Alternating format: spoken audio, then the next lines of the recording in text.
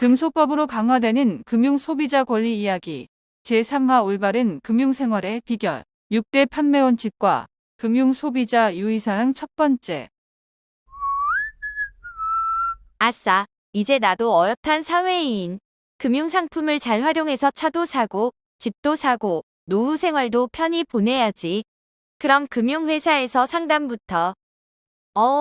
이 기운은 6대 판매 원칙 1. 적합성 원칙 2. 적정성 원칙 3. 설명 의무 4. 불공정 영업행위 금지 5. 부당 권유행위 금지 6. 광고 준수 사항. 오호라. 금소법으로 6대 판매 원칙이 도입되면서 금융소비자 보호가 강화되는구나. 무야호, 이제 금융소비자에겐 좋은 일만 있을 거야. 어이쿠, 금비씨. 정신 차려야. 6대 판매원칙 도입으로 금융소비자 보호가 강화되는 것은 사실. 하지만 금융소비자도 금융시장의 주체로서 스스로의 권익 증진을 위해 노력해야 해요. 휴, 쉽지 않군. 그럼 전 어떻게 해야 할까요? 자자, 지금부터 하나씩 살펴보아요. 예시를 들어 6대 판매원칙과 소비자 유의사항을 설명할게요. 어떤 상품에 가입해 볼래요? 그럼 저는 투자성 상품으로 할게요. 좋아요. 그럼 증권회사로 갑시다. 여기는 투자성 상품 전용 상담 창구. 어서 오세요, 고객님. 반갑습니다. 안녕하세요. 저는 금비라고 합니다. 투자로 자산을 불려보려 해요. 어디 좋은 투자처가 없을까요? 그렇군요. 그럼 적합성 원칙에 따라 고객님께 적합한 상품을 추천드리고자 고객님의 연령, 소득, 재산, 가입 목적 등을 여쭙겠습니다. 투자 경험 난 여태 예적금만 했는데 투자 경험이 없다고 하면 무지당하는 거 아냐? 그냥 투자 경험 있다고 적자. 안 돼요. 안 돼. 자기 상황에 대하여 정직하게 응답해야 금융회사가 적합한 상품을 추천할 수 있어요. 그렇군요. 한편 이렇게 제공한 정보를 직원이 금융회사 전산 시스템에 제대로 입력하는지도 확인해 주세요. 금비님의 정보를 분석하려고 전산 시스템에 입력 중이에요. 투자성 상품의 경우 각 금융회사 홈페이지를 통해 미리 이런 테스트를 해볼 수 있답니다. 분석 결과 나왔습니다. 금비님께는 손실위험이 낮으면서 배당 수준의 안정적인 수익이 나는 투자성 상품이 적합해 보이네요. 네. 저는 수익이 많이 나는 상품이 좋다고요. 저 해외 주식 선물에 투자해 볼래요. 이걸로 1억 번 사람도 있대요. 으악, 금비씨. 아무리 부자가 되고 싶어도 아무 상품이나 가입하면 안 돼요. 그 상품은 파생 상품으로 투자 위험이 매우 높아 금비님의 상황에는 적정하지 않은 상품으로 생각됩니다. 파생 상품의 경우 파생 상품의 가치를 결정하는 기초 변수 등이 예상과 다른 변화를 보일 때 원금 전체 및 그 이상의 손실을 입을 수 있습니다. 투자 의사결정은 전적으로 투자자의 선택이며 손실은 모두 투자자에게 귀속됩니다. 그래도 투자하시겠습니까? 그냥 저에게 적합한 상품에 투자할래요. 잘 생각하셨습니다. 그럼 금비님께 적합한 상품 목록을 보여드리겠습니다. 오, 이 상품은 다음 화에 계속됩니다.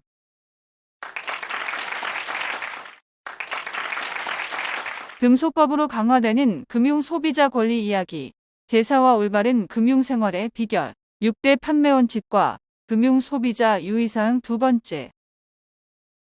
어제 잠을 설쳐서 그런가 밥을 너무 많이 먹어서 그런가 진짜 졸리네 졸려.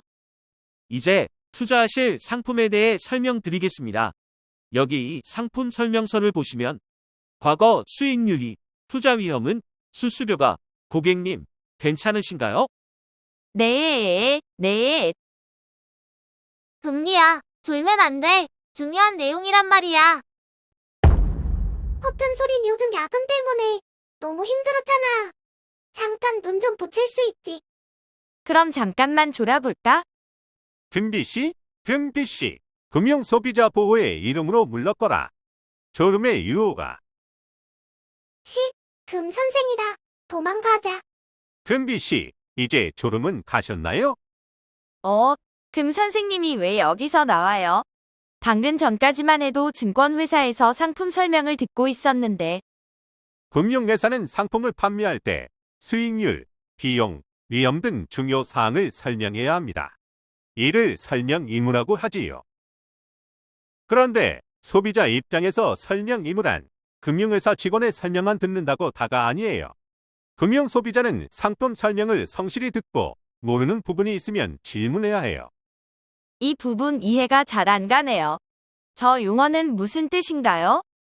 금융회사 직원 또한 금융 소비자의 질문에 성실하게 답변해야 합니다. 설명은 금융 소비자의 눈높이에 맞게 이해하기 쉬워야 하고요. 아, 그건 말이죠. 이런 과정을 거쳐 상품의 주요 내용을 잘 이해한 다음에야 설명을 들었다는 서명을 해주세요. 시간이 없어서 서명만 빨리빨리 하고 나온 적 많은데, 그냥 서명하면 안 되는 건가요? 당연히 안 되죠. 서명은 법적 효력을 갖는 의사표시라고요. 금융상품에 가입할 때는 꼭 본인이 직접 신중하게 서명해주세요. 특히 금융소비자가 상품을 정확히 이해하지 못한 채 가입 서류 등의 설명을 듣고 이해했다라고 적고 서명까지 한다면 나중에 금융회사와의 분쟁에서 불이하게 작용할 수 있습니다. 땡땡 상품의 투자 위험에 대한 설명이라고요. 그딴 건 들은 적 없다고요. 어쩔 TV, 저쩔 TV. 사실이 아닙니다. 상품 내용이 이해되냐는 질문에 그렇다고 응답했고 설명 내용이 이해가 간다고 여기 문서에 서명까지 했습니다. 킹 받죠? 가볍게 생각했던 게 정말 중요한 의미가 있었네요. 상품에 대한 설명을 들을 때 주의해야 할 점이 또 있을까요? 금융회사가 부당권유를 하고 있는지 확인해 보세요. 대표적인 부당권유 행위 몇 가지만 소개해 볼게요. 첫째, 불확실한 사항에 대하여 단정적 판단을 제공하거나 확실하지 않은 사항을 확실한 것처럼 오해하게 만드는 경우. 예를 들자면 이런 것들. 과거에 손실을 본 적 없으니 앞으로도 안전할 겁니다. 연 3%의 수익률을 목표로 하는 상품이니 그 정도의 수익률은 보장됩니다. 그럴듯하게 들리는데 잘못된 설명인가요? 투자성 상품의 본질은 변동성. 내일의 수익률이 얼마가 될지는 누구도 장담할 수 없지요. 한편 금융상품의 내용을 사실과 다르게 알리는 경우도 부당권유입니다. 이 보험 하나면 세상의 모든 암이 보장됩니다. 땡땡함은 보장이 안 되지 않나요? 객관적 근거 없이 판매 상품이 우수하다고 주장하는 경우 또한 조심하세요. 우리 신용대출 상품이 가장 좋답니다. 그렇게 판단한 비교 대상이나 객관적 비교 기준이 있나요? 마지막으로 보험을 판매하며 금융 소비자가 과거 병력 등 계약 전 알려야 할 사항을 숨기도록 유도하는 경우도 유의하길 바랍니다. 고혈압 있으시죠? 회사가 알면 보험 가입이 안 될 수 있으니 알리지 마세요. 솔깃하긴 한데. 아니, 그러면 안 되죠. 그런데 금융회사 직원이 상품에 대한 설명을 잘못할 경우 저 같은 금융 소비자는 그게 진짜인지 가짜인지 어떻게 구분하나요? 잘 모르겠네요. 예리한 금비 씨. 우선 금융회사가 제작한 상품 설명서를 잘 살펴보세요. 상품의 주요 정보를 담고 있습니다. 그리고 금융감독원 금융소비자 포털 파인을 통해 수익률, 수수료 등 금융상품의 주요 특징을 비교해 볼 수도 있습니다. 여러 금융회사를 들리지 않아도 한 번에 다양한 상품을 비교할 수 있구나. 저는 앞으로는 꼭 허걱 이런 깜빡 졸아버렸네. 고객님, 많이 피곤하셨나 보네요. 여기 시원한 한 잔 드세요. 설명 중 놓치신 부분은 다시 말씀드릴게요. 감사합니다. 그럼 다시 한번 설명 부탁드려요. 이번에는 절대 졸지 않고 제대로 들을 거예요.